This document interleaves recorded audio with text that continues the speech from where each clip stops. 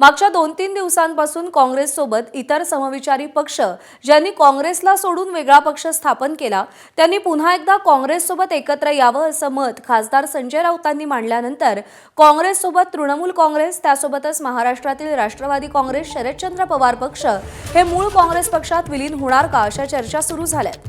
दरम्यान काँग्रेस आणि राष्ट्रवादीच्या विलीनीकरणावर काँग्रेसचे नेते नाना पटोलेंनी काही वेळापूर्वी काय प्रतिक्रिया दिली आहे पाहूया।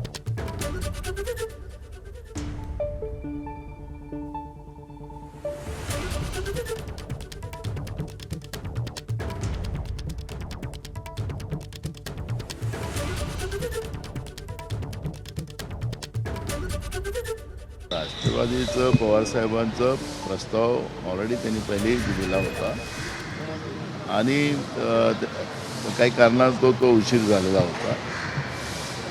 आपण मला असं वाटतं की आता जे काही देशातलं राजकारण चाललेलं आहे, देश विकला चाललेला आहे, देशाची संविधानिक व्यवस्था संपत चाललेली आहे, अशा वेळेस मताचं विभाजन जे केलं होते मोठ्या प्रमाणात ते थांबवण्यासाठी आणि देश वाचवण्यासाठी आणि देशाचं संविधान वाचवण्यासाठी जे काही सेक्युलर विचाराचे पक्ष आहेत त्यांनी सगळ्यांनी एकत्रित यावं अशा पद्धतीची एक प्रक्रिया आता देशपातळीवर सुरू झालेली आहे।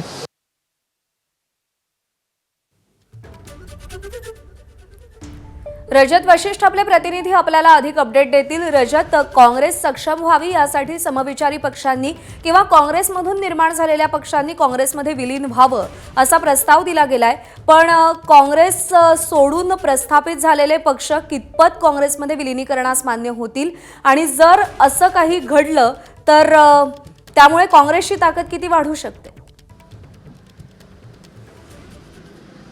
निश्चितच काँग्रेस आपली 2029च्या निवडणुकीच्या पूर्वी शक्ती वाढवण्यासाठीच हे प्रयत्न करत आहे आणि जे समविचारी पक्ष आणि कधी काळी काँग्रेसच्या मूळ प्रवाहातून बाजूला गेलेले पक्ष आहे त्यांनी काँग्रेसमध्ये पुन्हा विलीन व्हावं अशा पद्धतीची अपेक्षा जी आहे ती व्यक्त केली जात आहे। नाना पटोले यांचा आजचा जो वक्तव्य आहे त्याचे दोन महत्त्वाचे पैलू आहेत। त्याच्यामध्ये नाना पटोले यांनी हे सांगितलेलं आहे की असा प्रस्ताव यापूर्वी शरद पवार यांच्याकडून आलेला होता, मात्र तेव्हा त्याला उशीर झालेला होता। त्यामुळे निश्चितच आता राष्ट्रवादी काँग्रेस शरदचंद्र पवार पक्षाचे नेते याबद्दल काय म्हणतात हे पाहण्यासारखं असणार आहे की प्रस्ताव काही काळापूर्वी त्यांच्याकडून गेलेला होता।